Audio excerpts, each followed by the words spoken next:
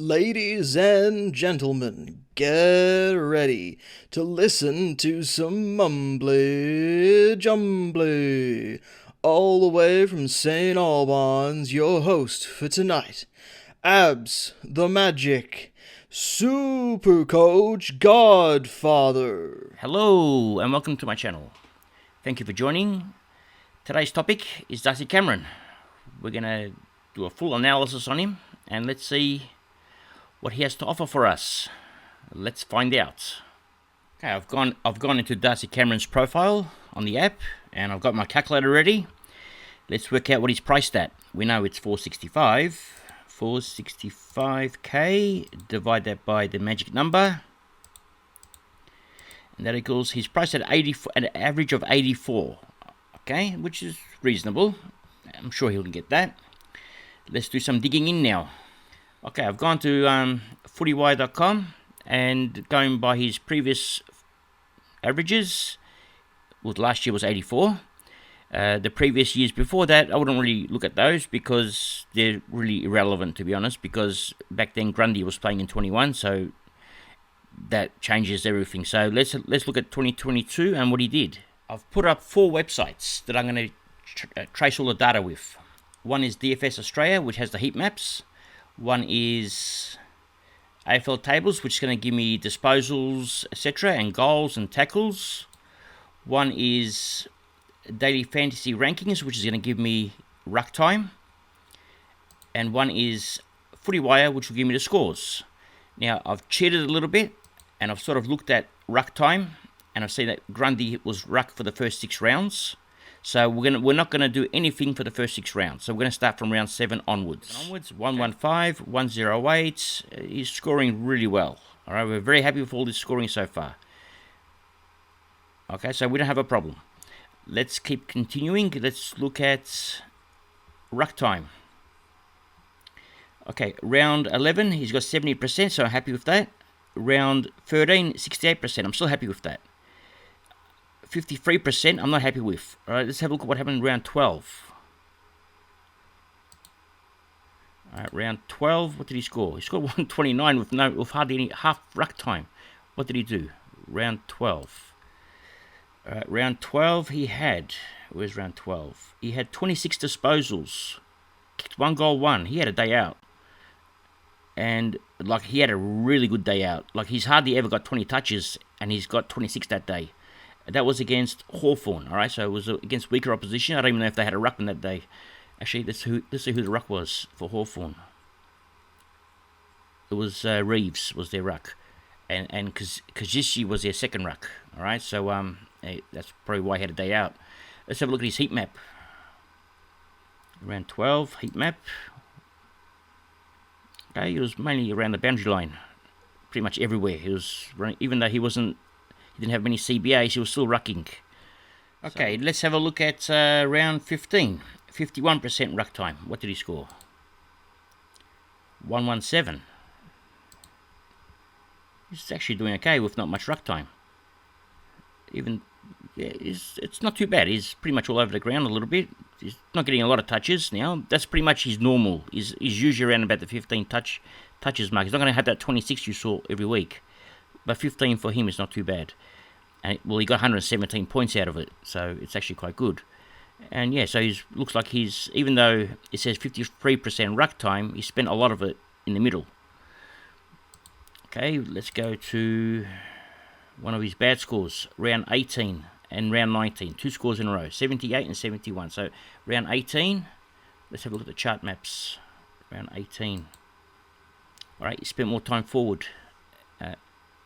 Bit of time around the wings, but more time forward looks like. Round 18, so his scoring dropped.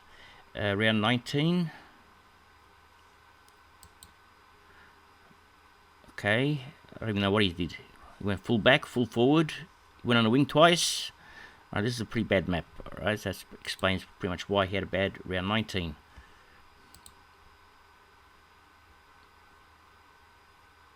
Although he still scored 71 points from that 5 disposals. So it's not too bad, actually. Round 21, what happened?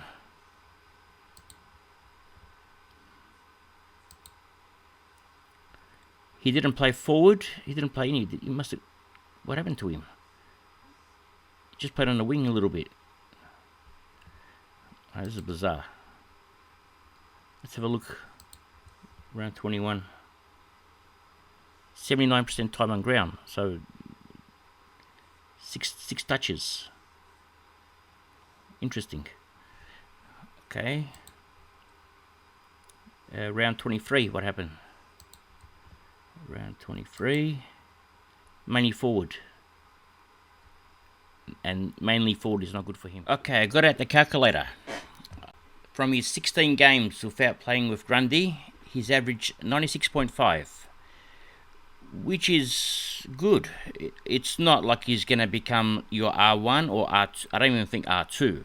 Okay, so you can probably push him to your forward line later on, but it's not like it's the worst score. It's very similar to Lysette, to be honest. Although Lysette had more ruck time. Problem with Cameron is he's spending a lot of time with Cox in the ruck, so he's doing a lot of 50%ers. Sometimes he spends time forward, sometimes he goes missing, depending on the opposition, I suppose, depending on the game. And now for my final thoughts, and this not very easy. This one, just a coming down. Now Cameron priced at 84, averaged 96 without Grundy. That's a tick. With McStay coming in, is Cox still going to play? Maybe not, maybe so. But people are saying McStay will play. He'll become the R2 next to Cameron. Cameron will have more ruck time. All right, let's give that a tick for now. Round 6, if Cameron is averaging 96, you can put Cameron into the forward line. So that's a tick. But okay, let's go here. Round 5. Cox is playing, Cameron's playing, Grundy's playing. Collingwood have used all three at the same time. So there's nothing that's going to say Cox, Cameron and McStay won't be in the same team. We have no evidence at all about that. So we're only assuming, because McStay is coming in, that Cox won't play. But sometimes we don't need to assume. We have to watch and see. Okay, so you got to make a decision now. If Cox is playing, are you going to play Cameron? Because Cameron, even though he's averaged 96 without Grundy, a lot of his high scores came in these rounds here when he had, where are they? 88%, 80. He had a lot of time on ground in the ruck at the starts. He had a lot of big scores here. All right, that's when Begg was playing. Now, Begg not in the team, Cox came in the team, and things changed. His ruck time dropped a lot, all right, as you can see. So, he's had some games where he had 6 touches. So, are we willing to play with Cameron at R2, with Cox playing at with only 50% ruck time? Are you willing to take that risk? Okay, that's not all. There's some more. Okay, just calm it down.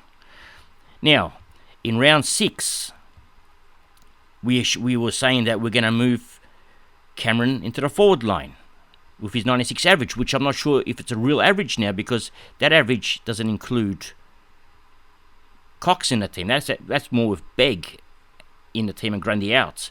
So I'm going more towards the 84 average now. Now, in round 6, what happens when Gawn, Grundy and Shrek all get DPP? Who would you rather have? Would you rather have one of these 3 playing in your forward line? Or would you rather have Cameron playing in your forward line? Because if you're moving Cameron to the forward line, it means you're not getting one of these guys. You're going to get an R2, most likely English or Wits, who's hopefully dropped in a bit of value for you. So you're probably going to get one of those guys. So these guys aren't really going to come into your team. So there's going to be teams out there that's going to have Gawn, Grundy or Shrek as their F5. Whereas you will have someone else. You'll have Cameron as your F5. So that's another thing to think about.